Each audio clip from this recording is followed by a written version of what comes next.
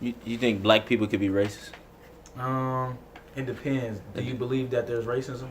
Yeah, I believe it's racism. And then you have to ask, what's your version of racism? Is racism meaning that you don't like another person because of the color of their skin, or is racism meaning that I like my race so much that I think they're the best? Well, I think it has to do with a mixture of both. Okay. I think it has to do with you don't like other people just because of the color of their skin, and then you think your race is superior just because of the color of your skin. All right, let's do 3 tiers of racism. Let's do the first tier racism. Well, let's Siri, what's the definition of racism? Wait. Siri, what's the definition of racism?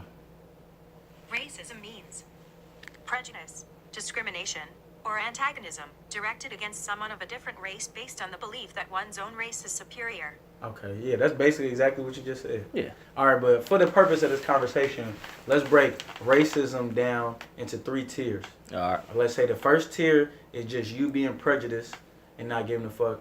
The third tier, the top tier, is you just thinking your race is better than everybody. And the second tier is in the middle. All right, let me put this in there. All right. I believe everybody's racist. Probably. But you got to think, But it's a different type of racism I'm talking about. I believe everybody's racist to their own skin color. You gonna always be like, oh, that black person, that's my boy. He black. Yeah, if you see another black, it's like walking down the street, you see a fellow black man, you're going to give him a nod versus other people. That's pretty racist, but. It is. It is racist. But at the same time, it's on some stuff where is it racist or is it something that has to do with culture? Like if I'm walking down the street and I see a white dude and he fresh, he got J's on, he listen to rap music, he might be walking with a black woman, or he might be walking with a woman that, feel me, is like got some culture to her, what they would call ethnic. You know what I'm saying? But what if he wasn't with her though? Even if he not, if he walking with some swag and we look out, I'm gonna say what's up. And but in the back of your head, you're gonna be like, that nigga, he must have grew up around some black people. I mean, you gotta think about it. At this day and age where technology is and how social media is, you don't have to grow up around black people or even in an area that your clothes represent. Feel me? You could still have that persona. Like for example, you could live in the suburbs, but you could have all the freshest shit because your family got a little bit of money. You could wear all the shit the rappers wearing and what's popping right now and make it look like you from a certain area. You know what I'm saying? But still, you're going to be like, oh, that's black culture though, right? I mean, for the most part, American black culture, because not even, say, African, what you would say African culture is different than American culture, is different than Jamaican, Haitian, you know what I'm saying? So, for the most part, yeah, it is American culture, American black culture. I mean, so, but just going back to our racist conversation, being a racist is a tricky thing, because when we break down let's look at the suffix of the word, race is. Race, we got that made up thing, but it means the color of your skin, basically. What you fit in, your demographic. Who made up that word? I don't even know, bro. That's crazy, right? You know who did? I'm gonna look that up. Look up that word. I'm gonna put that later. when I edit it. But look at this stuff. Like, let's just break down races. Race is like, okay, color of your skin, breaking you down into a group to divide you from other people, but also put you in a group of people that are just based off the skin color in the same, have similarities to you. Then let's look at ist. The crazy thing is when we put ist on race, that it's the only time where it has a negative connotation, where it just like it becomes prejudice. But if you put ist on any other word, it becomes something that amplifies it to that this person is a lover of. So look at, for example, if we put, say for example, a word like scientist. What is a scientist? Person that looks up facts and does experiments. A lover of science, bruh. That's crazy, right? That's crazy. But in this language that we speaking right now, it's so easily to take a word and put a connotation around it versus what the literal meaning is. That's why if you go, like, look at Latino culture. They might call somebody, say it was a Flavor of Love episode where the first episode, this dude called, it's I Love New York. And this dude called New York his little chocolate girl. He called her, he said it in Spanish like negra something, you know what I'm saying? And the way she got offended because if a person that's fair skinned calls a black person anything with the net, yeah, you know what I'm saying, that's gonna be offensive. But you got to think a Latino. Well, black people let Mexican people call them nigga. That's a whole different story though. That's a whole different. Anybody can call somebody a nigga. It's funny because everybody can call a black person nigga. But they get mad when they call them back. No, you can call a black person nigga if you anything but white. For the most part, yeah. But then again, that's crazy. But then again, that's only us saying it geographically. We grew up in the Bay Area, right? Yeah. So in the Bay Area, it's a melting pot of cultures, and it's to the point where our cultures intermingle. I know you got a Filipino partner. You done went to his house and ate up some lumpia. I know you got I don't know if I went to his.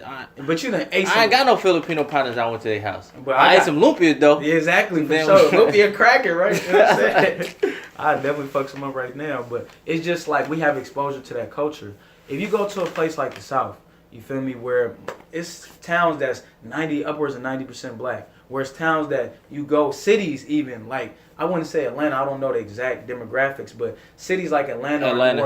Or New Orleans. I've been to Atlanta. I thought I was in Africa. Bruh, for real. Or go to New Orleans, it's hella black. Louisiana, period. You're like, fuck, it's hella black people down here. Well, that's because that's where most of the black people was at. South Carolina was the port, feel me, for the slavery. I don't know. How the fuck did all the black people get Chicago?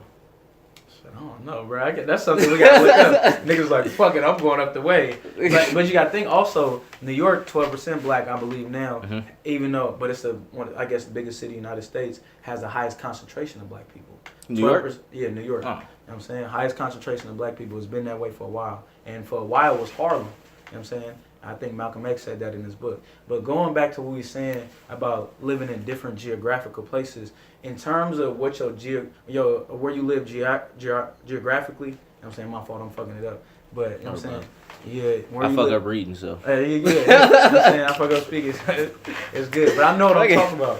Where you live geographically, it really can determine how you interact with people based on your vernacular and the colloquialisms. Now, we probably got amigo partner who we call him amigo, but it'd be like, oh, you could say, oh, that's my nigga. He could say, oh, that's my nigga. Yeah. But let's go to the South, you feel me, where it's low-key still a little segregated. You know what I'm saying? It's more de jure racism, I believe. You know what I'm saying? It's still out there. And it's just in the fact that if somebody that's not black call you a nigga, they getting offended just because of the weight that it holds. Yeah. There's never really been slavery in California, minus some minor slavery that may have been in LA. It's slavery in California. Yeah, definitely. San Quentin, that's crazy. Yeah, okay, that's modern day. But I'm talking about pretty much slavery. Yeah, that's true. We got to talk about the prison system too. The college football, the college sports. That's slavery. Hell yeah. Bro, I had a talk with this girl way back, and she said she don't think college players should get paid. Why not? Because she says you came here for a scholarship, and she said you should be grateful that you just have. Well, any other person that's working and that's going to college, they get to work. Mm-hmm. That's true. That's what I was saying. They get to work. Why can't college players? And without them, that school wouldn't be as profitable as it is. Exactly, bro. For a lot of schools, that's the biggest money makers, college sports. In their defense, I would just say this. Sports-wise, you got to think about it. Actually, there ain't no fucking defense for that. Fuck that. Nah, they should get paid. That's modern day slavery. Oh, this is the defense. They're amateurs. So if you're an amateur, you shouldn't be able to get paid, right? What makes them an amateur, though? Just because you tell me I'm an amateur? Well, it's just they have to declare to be amateurs because unless you're not in a pro league, you're technically an amateur. Well, what makes, we gotta define what makes somebody a pro.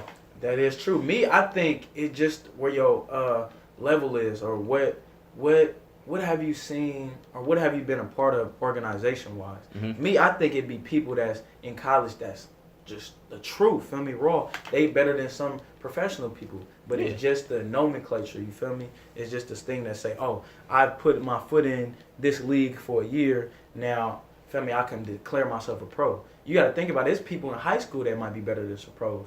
Think about it. It was LeBrons and Kobe's and Kevin Garnett's that was jumping college to go play in the NFL or go play in the NBA. Excuse me. Well, they stopped that just so we can get them in college, so we can make some money off them too. That is true.